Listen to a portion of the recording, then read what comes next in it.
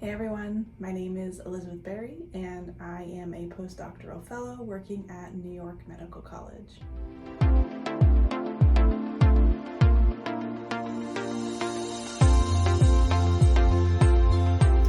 What inspired me to start my journey in academia? Well, my inspiration started with my passion for learning science, and I didn't necessarily know exactly what science I loved to start out. I was actually really fascinated with the solar system. I really loved nature. I watched tons of Nova shows, nature documentaries, and so I originally thought I wanted to be an ecologist and work in the field and study animals, but I took an ecology class and that was a quick no. Didn't like that so much. So I progressed, went on to plant science, wasn't exactly what I wanted to do, found my love in biomedical research, specifically working in the neuroscience field. So my advice is try it all. If you don't necessarily love it, you probably haven't found your best fit in what type of research you want to do. Try new things.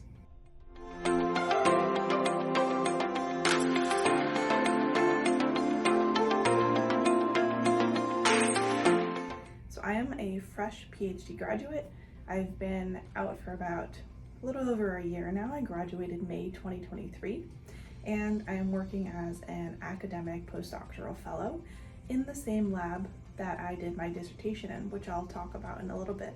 So I started this position as a continuation of my academic journey so I can continue learning, continue working on projects which I am highly invested in, and to still gain valuable mentorship from my PI that I have been working with for many, many years.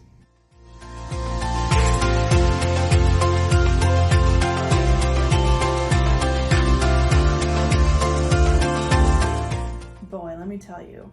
So the year after you graduate your PhD is going to be a wave of emotions, of exhaustion, of finding yourself again. It's quite a wild ride. So immediately after you graduate, you're going to be very exhausted because you've been so burnt out for so many years, and you're going to need some time to recover. But you're also going to feel really proud of yourself because you put in so much work. Your document has been submitted. You get to walk across the graduation, receive your diploma, wear the gown, and you have a lot of validation for the work that you have put in for the many, many years that you're working on your project. And then after that, there's going to be some self-doubt. You don't know where you are because you've been a student for a very long time, and this is the first time that you're not a student and you actually have a real job, and you have to figure out your place in the world and how you feel about it. It's a lot of self-reflection, and so don't feel bad if you feel confused. Don't feel bad if you feel upset or angry or just not sure how you're feeling. It's going to take some time to work through it, and you're not alone in that, so just keep that in mind. But there's a lot of freedom after you're done with your degree. You no longer have this deadline approaching that is your entire life. You can kind of choose deadlines. You're not under as much pressure and stress, the same types of stress that students are under, and generally I enjoy it a lot much more than being a student. So you have that to look forward to. So make it to graduation and you got it.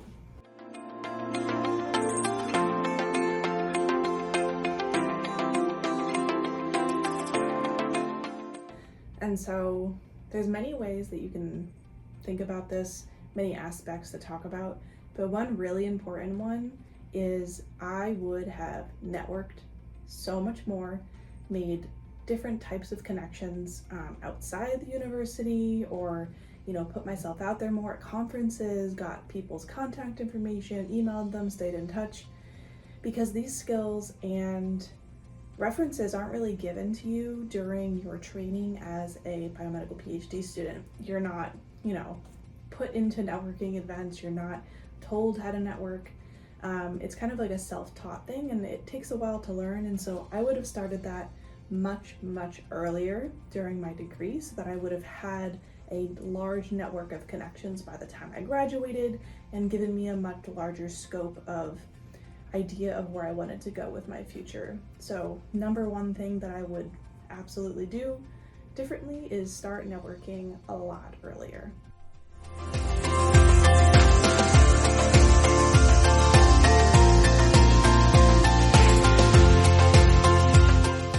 So this next question has some controversy maybe. What are the benefits of completing your postdoc in the same lab that you did your PhD? So I mentioned that I am doing a postdoc in the lab that I completed my dissertation in. So I have the same mentor, same PI, and I am working on similar projects, moving everything forward, and also branching into some new things. So what are the benefits of this? One of the largest benefits is that when you're done with your PhD, you might be in the realm of extreme burnout zone, which I was, which many of you are, and being able to stay in the same environment where you're familiar with tasks, you're familiar with like setups and the people there, it allows you to kind of recover yourself mentally, physically from your PhD degree while still continuing and moving projects forward, but you're not in a new environment, you're not around new people, so there's less anxiety, less stress while you're recovering. And so I stayed in the same lab, and this year has been extremely healing for me in a lot of ways because I haven't had to worry about, learning a ton of new like locations and spaces and for like moving, for example, and like impressing a new boss. Like my PI knows me, we have a great relationship already, and I could continue doing the great work that I was doing already without the stress of the graduation deadline, which has been incredible. There is some controversy, I guess, among the academic world if you stay in your same lab for your postdoc. And I understand this because yes, if you stay in the same lab, you won't necessarily have like access to different facilities that you have had access to before, different techniques, different projects, or learning about a different system that you haven't worked on. Yes, like those are technically like can be a con, but also you have to think of the positives. Some I just mentioned, and others where you are still able to collaborate with other researchers. You don't have to necessarily move institutions to do that. You can go visit, learn techniques, bring them back to your lab. And if you are really invested in a project, why not continue on it if you are really inspired and you have great experiments ready to go? So just something to think about. Staying in the same lab is a-okay, and don't be afraid to do so if you have the opportunity.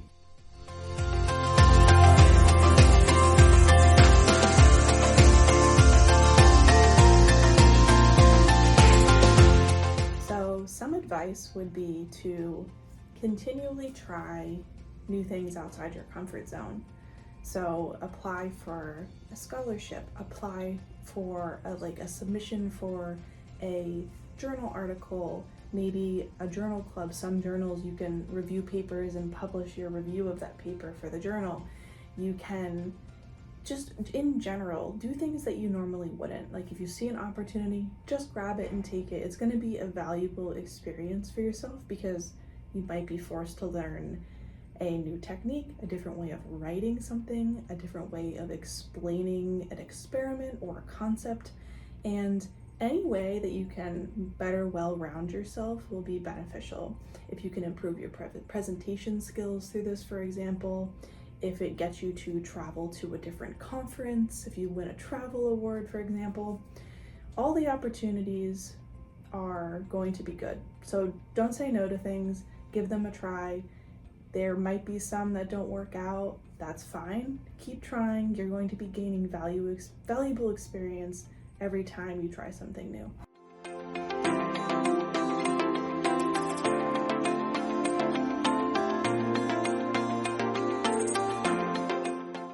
Well, I am studying the orexin, or also called hypocretin system in the brain. Orexin or hypocretin are neuropeptides that were discovered at the same time by two different labs, and that's why there's two names for it. But it's a neuropeptide that's produced by neurons located in the hypothalamus in the brain. And these neurons are involved with regulating a bunch of different functions because their axons project widely throughout the brain.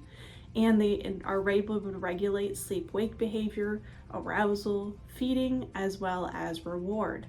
And the focus of the projects that I work on focus on the reward aspect and the orexin system. And specifically, I have been looking at how opioids and opioid addiction, chronic opioid exposure, impacts the electrical properties of the orexin neurons in the hypothalamus.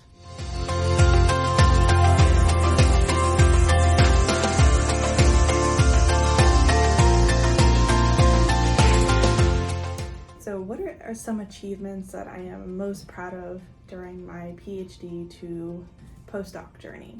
So some skills I think that I am really proud of that I have developed are my presentation skills. I have developed the ability to clearly explain things to different types of audiences, highly expert audiences or audiences that don't know much about a specific topic that I'm talking to.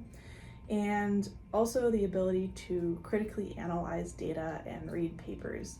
And reading papers is something that you really have to learn, and a lot of it's self-taught. You do get help from peers and your mentors, but critically analyzing data and actually being able to take that and use it and to give meaning to it so you can actually move forward in the field and create experiments to answer the questions that are not known. I'm really proud of that skill. So presentation skills as well as my critical analysis skills.